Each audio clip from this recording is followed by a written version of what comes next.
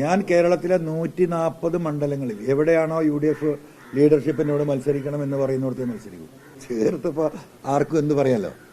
ഞാൻ എൻ്റെ നയം വ്യക്തമാക്കിയല്ലോ. 140 മണ്ഡലമാണല്ലോ കേരളത്തിലുള്ളത്. ഈ 140 മണ്ഡലത്തിൽ UDF ലീഡർഷിപ്പ് അന്ന് നിങ്ങൾ ഇന്ന മണ്ഡലത്തിൽ മത്സരിക്കണം എന്ന് പറഞ്ഞാൽ മത്സരിക്കും.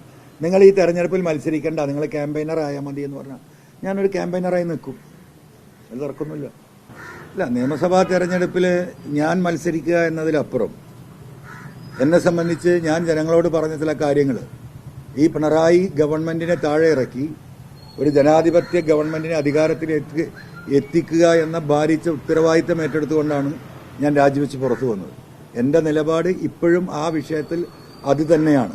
ഞാൻ മത്സരിക്കുകയോ ഞാൻ ജയിക്കുകയോ ചെയ്യുക എന്നതിലപ്പുറം പിണറായിസത്തെയും മരുമാനിസത്തെയും അവസാനിപ്പിക്കാൻ UDFനോടൊപ്പം നിന്നുകൊണ്ട് പോരാട്ടം നടത്തുക എന്നതാണ് ആത്യന്തികമായി ഞാൻ ഉദ്ദേശിക്കുന്നത്.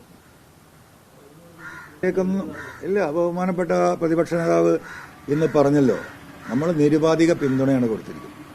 നിരുപാധിക പിന്തുണ കൊടുത്ത സ്ഥിതിക്ക് നമുക്ക് ആ സീറ്റ് വേണം ഈ സീറ്റ് വേണം എന്ന് പറയുന്ന വിഷയങ്ങൾ അതിൽ ഉദിക്കുകയില്ല. അതിലെങ്ങനെയാണോ UDFന് ഗുണകരമാകുന്നത് ആ നിലപാടിനോടൊപ്പം UDF എടുക്കുന്ന നിലപാടിനോടൊപ്പം ഞങ്ങളുണ്ടാകും.